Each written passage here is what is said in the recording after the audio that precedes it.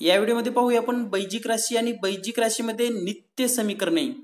मित्रांनो, आपणास नित्य समीकरणे माहित आहेत, परंतु याचा वापर कसा करायचा, नित्य समीकरणाचा वापर करून लवकरात लवकर गणित कसं सोडवायचं याबद्दलची सविस्तर माहिती पाहूया। म्हणजे काय हे पाहत असताना आपण एक उदाहरण घेऊया की नित्य समीकरण कुणाला म्हणायचं। उदाहरणार्थ समजा या ठिकाणी एक समीकरण लिहितोय मी, a वर्ग अधिक b वर्ग बरोबर a अधिक b आणि दुसऱ्या कंसामध्ये a वजा b। आता हे समीकरण बरोबर आहे का नाही हे तुम्हाला माहिती आहे, परंतु नित्य समीकरण कुणाला म्हणतात हे आपण चेक करण्यासाठी आपल्याला काय करायचे, ह्या a बद्दल कोणतीही संख्या घ्या तुमच्या मनानं। जसे की a बरोबर जर 2 घेतलात आणि b बरोबर जर 3 घेतला आपण, तर ह्या 2 आणि 3 च्या किमती याच्यामध्ये ठेवूयात। तर या समीकरणाची ही आहे उजवी बाजू आणि ही आहे डावी बाजू। तर डाव्या बाजूची किंमत काढूयात आपण। डावी बाजू बरोबर काय आहे, a चा वर्ग अधिक b चा वर्ग म्हणजेच 2 चा वर्ग अधिक 3 चा वर्ग 4 अधिक 9 म्हणजे उत्तर आलेलं आहे 13। तर डावी बाजू किती आलेली आहे, 13। आता आपण पाहूया उजव्या बाजूची किंमत किती येते। उजवी बाजू बरोबर, उजवी बाजू आहे या ठिकाणी a अधिक b एका कंसामध्ये, दुसऱ्या कंसामध्ये a वजा b, म्हणजे या ठिकाणी जर a अधिक b केलं तर a आहे 2 अधिक 3 आणि दुसऱ्या कंसामध्ये 2 वजा 3, याचं उत्तर आलेलं आहे हे 5 गुणिले वजा 1 म्हणजे उत्तर आलेलं आहे वजा 5। तर आपण जर निरीक्षण केलं तर डाव्या बाजूची किंमत आलेली आहे 13 आणि उजव्या बाजूची किंमत आलेली आहे हे 5। या दोन्ही किमती सारख्या आलेल्या आहेत का, नाही। तर ह्या दोन किमती समान नाहीत म्हणून हे नित्य समीकरण नाही, किंवा आपण हे समीकरण म्हणून वापरू शकत नाही, किंवा याला आपण समीकरण म्हणत नाहीत। तर हे दिलेलं समीकरण नाही। तर आपण आता दुसरं एक समीकरण पाहूया जे की नित्य समीकरण आहे। हे नित्य समीकरण नाही समजलं आपल्याला। आता आपण दुसरं एक समीकरण पाहूया, a वर्ग वजा b वर्ग बरोबर a अधिक b दुसऱ्या कंसामध्ये a वजा b। तर आता हे समीकरण आहे का पाहूया। या ठिकाणी आपल्याला माहिती आहे आता उजवी बाजू म्हणजे a अधिक b a वजा b आणि डावी बाजू म्हणजेच a वर्ग वजा b वर्ग। तर या ठिकाणी पण a आणि b च्या किमती आपण मनानं घेऊयात। समजा आपण घेतलं की a बरोबर 5 आणि b बरोबर 4। या किमती तुम्ही कोणत्याही घेऊ शकतात, याच किमती घ्याव्या असं काहीही बंधन नाही। तर आपण पाहूया त्या डाव्या बाजूची किंमत काढून घेऊयात। डावी बाजू बरोबर a चा वर्ग वजा b चा वर्ग, यामध्ये जर किमती ठेवल्या तर किमती काय होतील, 5 चा वर्ग वजा 4 चा वर्ग, 5 चा वर्ग 25 वजा 4 चा वर्ग 16, उत्तर येईल 9। म्हणजे डाव्या बाजूची किंमत आलेली आहे 9। आता आपण उजवी बाजू चेक करूयात। उजवी बाजू आहे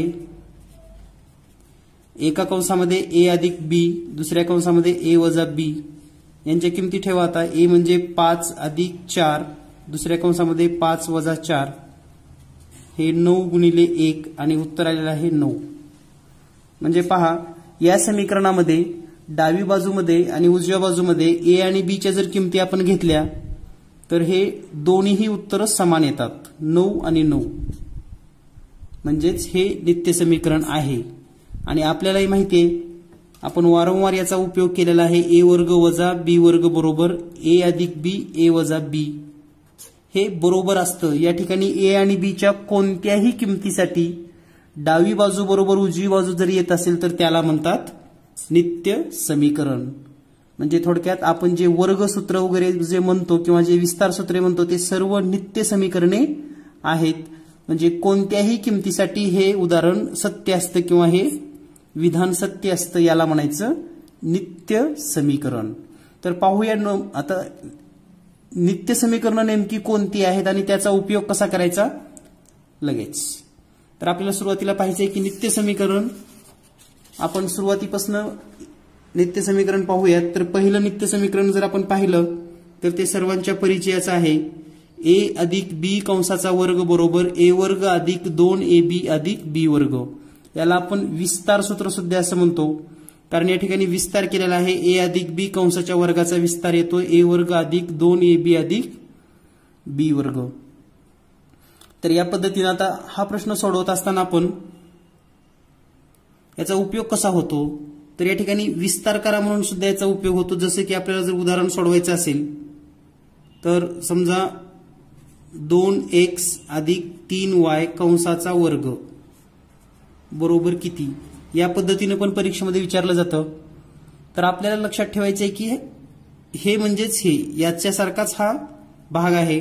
आता या ठिकाणी ए म्हणजे काय, तर याला आपण ए मानायचं, ए म्हणजे 2x, आणि याला बी मानायचं आणि याच्यासारखा विस्तार करायचा. म्हणजे या ठिकाणी जर आपण याचा विस्तार केला तर 2x अधिक 3y कंसाचा वर्ग बरोबर इथं एचा काय केलेला आहे वर्ग, म्हणजे या ठिकाणी आपण पहिल्याचा वर्ग करून घेऊयात 2x वर्ग अधिक 2ab म्हणजे काय 2 गुणिले ए म्हणजे पहिलं पद 2x गुणिले बी म्हणजे दुसरं पद 3y अधिक दुसऱ्या पदाचा वर्ग या ठिकाणी दिलेला आहे म्हणजे 3y वर्ग.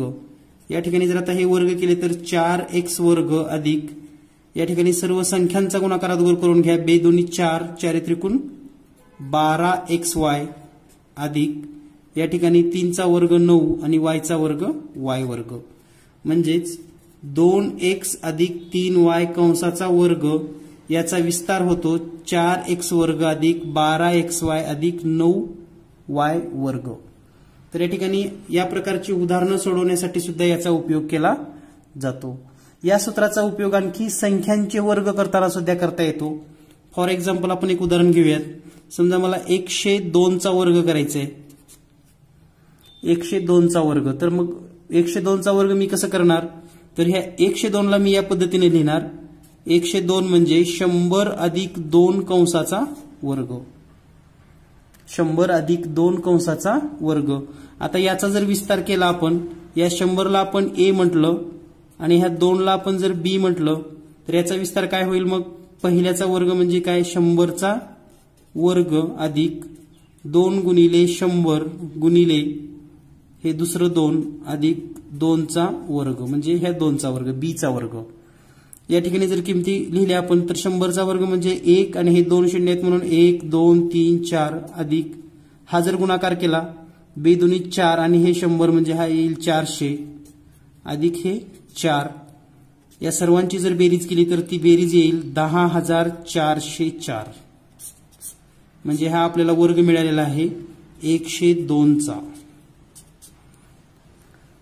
फक्त याचा उपयोग कुठं होतो, कोणते उदाहरण सोडवण्यासाठी होतो, यासाठी आपण हे उदाहरण घेतलेलं आहे. तुम्ही डायरेक्ट 102चा वर्ग गुणाकार करून सुद्धा करू शकतात, परंतु याचे उपयोग आपल्याला कोणत्या कोणत्या उदाहरणामध्ये होतात. तर या प्रकारचं जर उदाहरण आलं तर नक्कीच आपल्याला याचा उपयोग होतो. त्याचबरोबर एक आणखी उदाहरण घेतो जे की वारंवार विचारलं जातं. जसे की समजा चौरसाची बाजू समजा 4x अधिक 3 आहे, तर क्षेत्रफळ किती, हा एक प्रश्न विचारला जातो नेहमीच. तर आपण या ठिकाणी काय करतो, मग क्षेत्रफळ बरोबर बाजूचा वर्ग म्हणजेच 4x अधिक 3 कंसाचा वर्ग, कारण ही बाजू दिलेली आहे. आणि याचा जर विस्तार केला तर आपल्या लक्षात येईल, हा विस्तार केल्यानंतर आपण असं लिहू शकतो, पहिल्या पदाचा वर्ग म्हणजेच 16x वर्ग अधिक 2 गुणिले ह्या दोन्हीचा गुणाकार, ह्या दोन्हीचा गुणाकार करून घ्या 4 त्रिकोण 12x आणि 2 दुप्पट त्याची म्हणजेच 24x अधिक दुसऱ्याचा वर्ग म्हणजे 9. तर हे झालं चौरसाचं क्षेत्रफळ. तर अशा वेगवेगळ्या उदाहरणामध्ये या सूत्राचा उपयोग केला जातो. यानंतर पाहूया दुसरं नित्य समीकरण. दुसरं नित्य समीकरण आहे a वजा b कंसाचा वर्ग बरोबर a वर्ग वजा 2ab अधिक b वर्ग. म्हणजे या ठिकाणी पहिलं जे नित्य समीकरण आपण पाहिलेलं आहे या ठिकाणी प्लस होतं, तर या सर्व ठिकाणी प्लस होतं, तर या ठिकाणी मायनस आहे म्हणून आपण फक्त मधल्या पदाला आपण मायनस चिन्ह दिलेलं आहे, एवढं लक्षात ठेवा.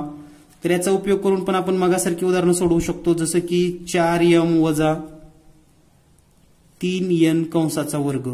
आता हे जर सोडवायचं असेल तर आपल्याला काय करावं लागेल, पहिल्या पदाचा वर्ग म्हणजे 4m चा वर्ग वजा 2 गुणिले पहिले पद म्हणजे 4m गुणिले दुसरे पद म्हणजे 3n अधिक दुसऱ्याचा वर्ग म्हणजे 3n कंसाचा वर्ग, आणि हे जर आपण सोडवलं तर हे येईल 16m वर्ग वजा 4 दुनी 8, 8 त्रिक 24mn अधिक 9n चा वर्ग।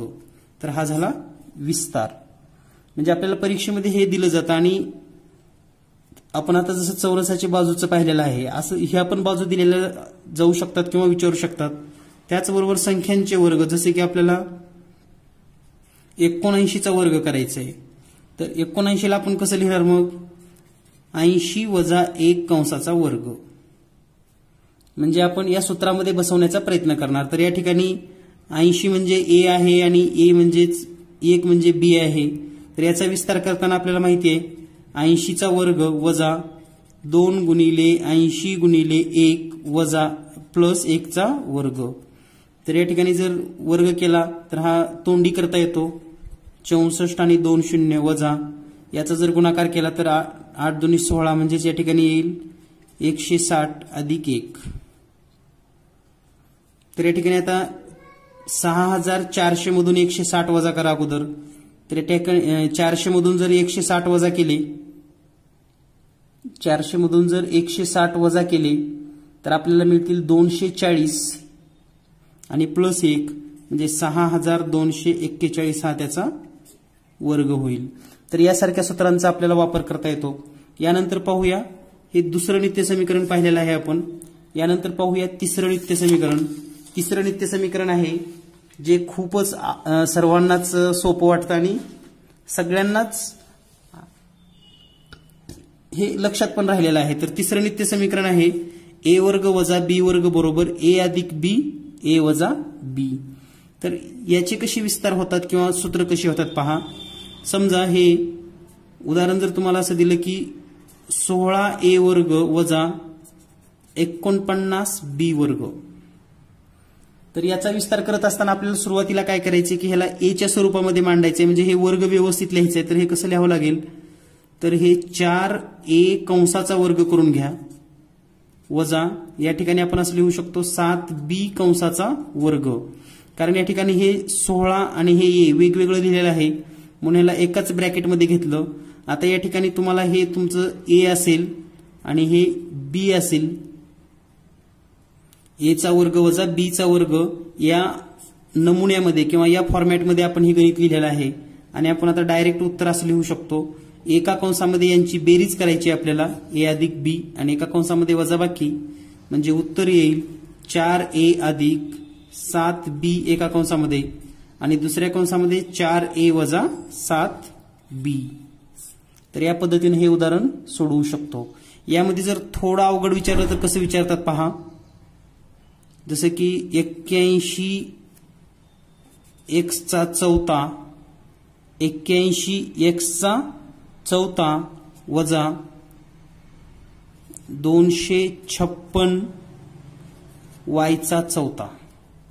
तर या ठिकाणी आपल्याला कळलं पाहिजे की x चा चौथा म्हणजे हा 81 पण कुणाचा तरी चौथा असला पाहिजे, हे आपल्या लक्षात आलं पाहिजे। 256 पण कुणाचा तरी चौथा असलं पाहिजे।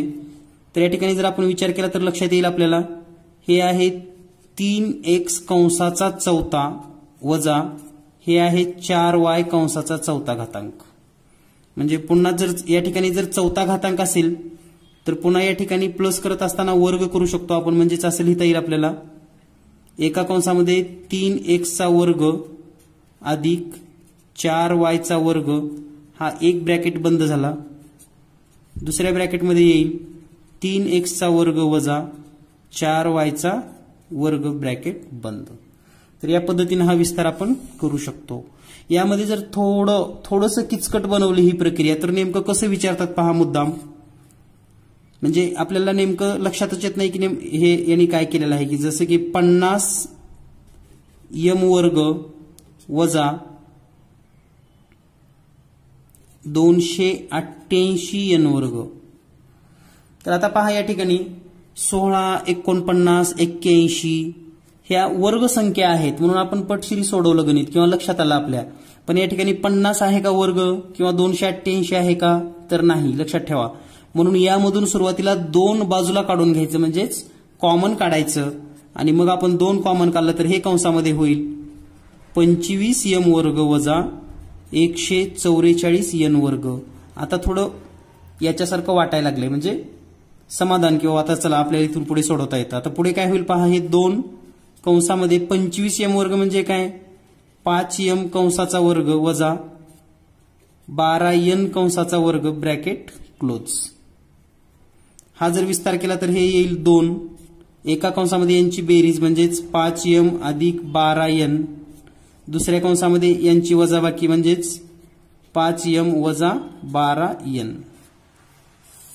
तर या पद्धतीनं तुम्ही हे सर्व प्रश्न सोडवू शकतात आणि सहज आणि सोप्या पद्धतीनं पैकीच्या पैकी आपल्याला गुण या विषयामध्ये मिळू शकतील. यानंतर पाहूया पुढचा प्रश्न.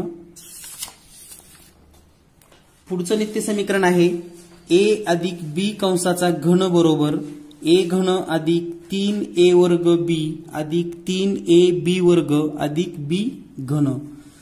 तर याचं एक उदाहरण घेऊयात आपण सोडवून. नेमकं कसं आपल्याला विस्तार करता येतो. समजा जर आपल्याला गणित आलेलं आहे की 2x अधिक 3y कंसाचा घन करायचा आहे. याला जर आपण a मानला आणि याला जर b मानलं तर पहिल्याचा घन सुरुवातीला लिहावं लागेल. म्हणजे आपण असं लिहू शकतो 2x कंसाचा घन अधिक 3 पुन्हा पहिल्याचा वर्ग आहे म्हणजेच 2x चा वर्ग गुणिले दुसरं पद 3y प्लस 3 गुणिले a म्हणजे पहिलं पद म्हणजेच 2x गुणिले दुसऱ्या पदाचा वर्ग म्हणजे 3y चा वर्ग अधिक b घन म्हणजेच दुसरं पद 3y चा घन. जर हे आपण सोडवून घेतलं आता तर पहा काय मिळेल. या ठिकाणी आपल्याला घन करायचं आहे म्हणजे 2 चा घन येईल 8, x चा घन x घन अधिक हे 3 गुणिले या ठिकाणी जर वर्ग केला तर 4x वर्ग गुणिले 3y अधिक 3 गुणिले हे 2x गुणिले या ठिकाणी वर्ग होईल 9y वर्ग अधिक 3 चा घन 27 आणि y चा घन y घन.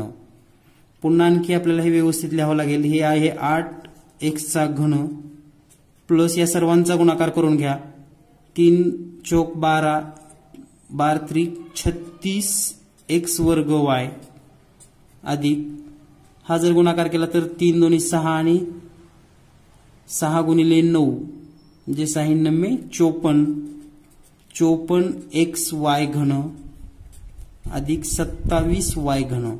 तर हा विस्तार आहे दिलेला याचा. म्हणजे परीक्षेत जर आपल्याला हे दिलं तर हे लिहिता आलं पाहिजे आणि हे दिलं तर आपल्याला ओळखता आलं पाहिजे की हे म्हणजेच हे आहे. तरच आपल्याला लवकर उत्तर मिळू शकतात. यानंतर पाहूया पुढचं नित्य समीकरण. पुढचं नित्य समीकरण आहे a वजा b कंसाचा घन. a वजा b बरोबर कंसाचा घन जर असेल तर त्याचा विस्तार होतो a घन वजा 3a वर्ग b अधिक 3ab वर्ग वजा b घन. तर याचं पण उदाहरण घेऊया एक सोडवून आपण. समजा 4m वजा 5n कंसाचा घन करायचा आपल्याला.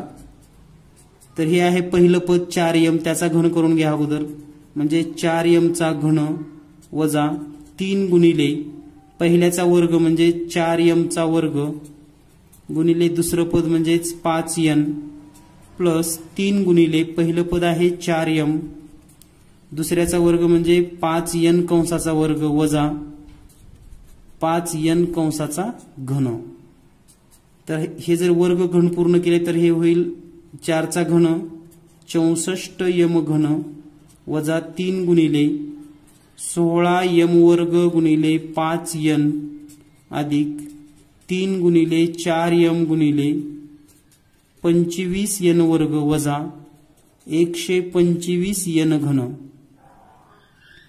तर या ठिकाणी जर पाहिला आपण तर हे होईल 64m घन वजा 16 पंचे 80 आणि 8 त्रिक 24 म्हणजे हे 240m घन n प्लस 3 चौक 12 आणि 12 गुणिले 25 केल्यानंतर आपल्याला मिळेल 300 m n वर्ग. या ठिकाणी पण वर्गच आहे, वजा 125 n घन, म्हणजे हा पूर्ण विस्तार झालेला आहे 4m वजा 5n घनचा. तर हे सर्व नित्य समीकरण आहेत. यामध्ये डावी बाजू आणि उजवी बाजू कोणत्याही किमतीसाठी इक्वल असते किंवा समानच असते. यानंतर पाहूया पुढचं नित्य समीकरण. पुढचं नित्य समीकरण आहे जे की वारंवार परीक्षेमध्ये हे वापरलं जातं आणि आत्ताच्याही महामंडळचे जर पेपर तुम्ही पाहिले असतील, महामंडळ परीक्षा, तर त्या परीक्षेमध्ये सुद्धा या प्रकारच्या नित्य समीकरणाचा उपयोग केलेला आहे. तर हे उदाहरण जर सोडवायचं असेल तर अतिशय सोपं असं आहे की a चा घन अधिक b चा घन, म्हणजे हे दोन्हीही घन असले पाहिजेत हे लक्षात ठेवा, बरोबर पहिल्या कंसामध्ये a अधिक b, दुसऱ्या कंसामध्ये a वर्ग वजा, इथं फक्त ab आहे लक्षात घ्या. यापूर्वीच्या उदाहरणामध्ये आपण या ठिकाणी 2ab वगैरे पाहिलेला असेल, तर या ठिकाणी आवर्जून आपल्याला लक्षात ठेवायचं ab आहे अधिक b वर्ग. म्हणजे या ठिकाणी जर एक उदाहरण घेतलं आपण 81m घन वजा 81m घन अधिक 81 नाही घेऊन चालणार आपल्याला, या ठिकाणी घन संख्याच पाहिजे त्यामुळे जर आपण घन संख्यांचा विचार केला तर 27m घन अधिक 216n घन. तर हे 27च का घेतलं आणि 216च का घेतलं, तर हे घन आहेत म्हणून. आता याला जर व्यवस्थित जर लिहिलं तर आपण असं लिहू शकतो 27 बद्दल 3m कंसाचा घन अधिक 216 म्हणजे 6n कंसाचा घन. तर याचा विस्तार होत असताना आता हे झालं आपलं a आणि हे आहे b. तर विस्तार कसा आहे पहा, a अधिक b म्हणजे काय होईल या ठिकाणी 3m अधिक 6n. दुसऱ्या कंसामध्ये पहिल्याचा वर्ग म्हणजे 3m चा वर्ग म्हणजेच 9m वर्ग वजा या दोन्हीचा गुणाकार या ठिकाणी दिलेला आहे ab. तर हा गुणाकार येईल 18mn प्लस दुसऱ्याचा वर्ग म्हणजेच 36n वर्ग. तर हा विस्तार होतो या दिलेल्या पदावलीचा. तर हे आहे a घन अधिक b घनचं सूत्र. यानंतर पाहूया पुढचं सूत्र. पुढचं सूत्र आहे b घन बरोबर a वजा b a वर्ग अधिक ab अधिक b वर्ग. तर या ठिकाणी वजाचं चिन्ह आहे, फक्त इतकाच बदल आहे. या ठिकाणी लक्षात पण आपल्याला हे ठेवायचं आहे की जर या ठिकाणी वजा असेल तर जो बाहेरचा लहान कंस असतो याच्यामध्ये वजा असतं, एवढं लक्षात ठेवा. बाकी पूर्ण प्लस असतं. या ठिकाणी जर बेरीज असती तर इथं बेरीज आणि इथं मध्ये एक मायनस, एवढंच आपल्याला लक्षात ठेवायचं आहे. म्हणजे हे सूत्र पण लक्षात राहतात, आपल्याला पाठ करायची पण गरज नाही. आणि वारंवार जर तुम्ही हे लिहून घेतलात तर नक्कीच तुमच्या कायमच लक्षात राहतील. तर याचं एक उदाहरण पाहूया आपण. 125 वजा y घन. तर याला जर व्यवस्थित लिहिलं तर आपण असं लिहू शकतो 5 चा घन वजा y चा घन, आणि याचा विस्तार करत असताना a वजा b म्हणजेच 5 वजा y, दुसऱ्या कंसामध्ये a चा वर्ग म्हणजे 5 चा वर्ग 25 अधिक या दोन्हीचा गुणाकार म्हणजेच 5y अधिक दुसऱ्याचा वर्ग म्हणजेच y चा वर्ग. तर हा होईल त्याचा विस्तार. यानंतर पाहूया पुढचं नित्य समीकरण. पुढचं नित्य समीकरण आहे a चा चौथा वजा b चा चौथा बरोबर, म्हणजे a चा जर चौथा घातांक असेल, b चा चौथा घातांक असेल, वजाबाकीचं चिन्ह असेल तर a वर्ग अधिक b वर्ग, दुसऱ्या कंसामध्ये a वर्ग वजा b वर्ग. याचं उदाहरण आपण आत्ताच एक पाहिलेलं आहे. म्हणजे जर आपण हा प्रश्न सोडवला तर चौथा घातांकाचा जर विचार केला तर चौथा घातांक पहा 256 चा m चा चौथा घातांक वजा 81n चा चौथा घातांक. आता हे जर आपण सोडवून घेतलं व्यवस्थित तर लक्षात येईल आपल्या 256 चा चौथा घातांक म्हणजे काय होईल, हे 4m चा चौथा घातांक वजा 3n कंसाचा चौथा घातांक. तर जर असं असेल तर पहिल्या ब्रॅकेटमध्ये त्याचा वर्गांची बेरीज करायची आहे, दुसऱ्या ब्रॅकेटमध्ये वजाबाकी करायची आहे. म्हणजे या ठिकाणी येईल 16m वर्ग अधिक 9n वर्ग, आणि दुसऱ्या ब्रॅकेटमध्ये असेल 16m वर्ग वजा 9n वर्ग. तर हा झाला विस्तार. याच्या पुढेही आणखी एक स्टेप वाढू शकते, तर ती कशी वाढते पहा. हे 16m वर्ग अधिक 9n वर्ग आणि याच्याबद्दल पुन्हा आपण असं लिहू शकतो, हे a वर्ग वजा b वर्ग आपल्याला दिसतं या ठिकाणी. म्हणून या ठिकाणी पुन्हा याचा जर विस्तार केला तर एका कंसामध्ये 4m अधिक 3n आणि दुसऱ्या कंसामध्ये 4n वजा 3n. तर हे दोन्हीही विस्तार बरोबर आहेत, फक्त एक स्टेप आपण या ठिकाणी जास्त लिहिलेली आहे. यानंतर पाहूया पुढील नित्य समीकरणे. पुढील नित्य समीकरण आहे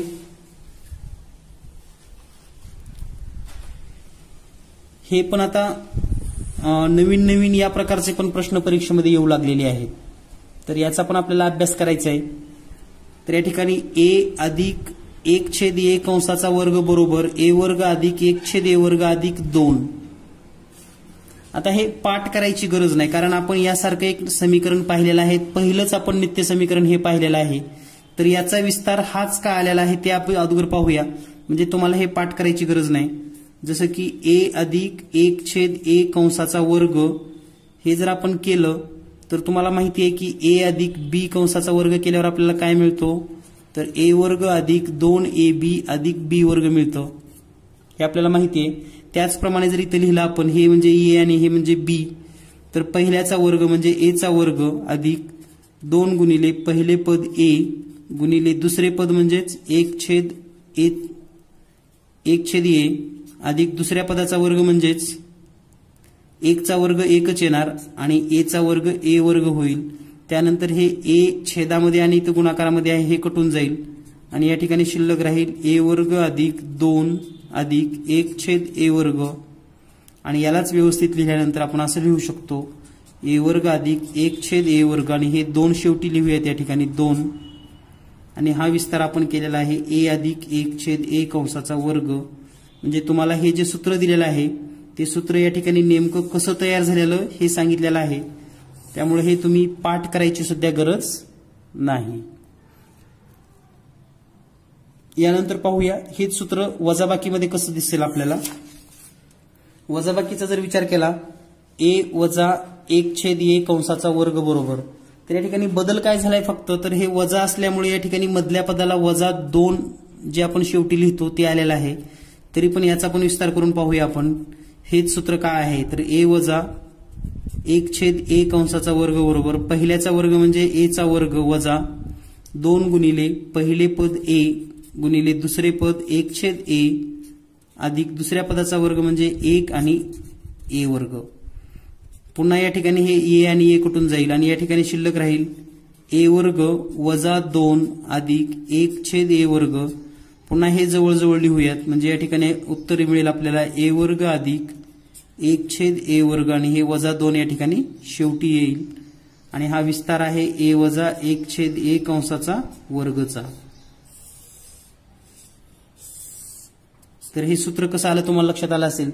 तर या सर्व सूत्रावर आधारित परीक्षेमध्ये कोणत्या प्रकारची गणित असतात ते पण आपण पाहणार आहोत, कारण या सर्वांचा वापर करून या नित्य समीकरणावर 2 प्रश्न परीक्षेमध्ये येऊ शकतात.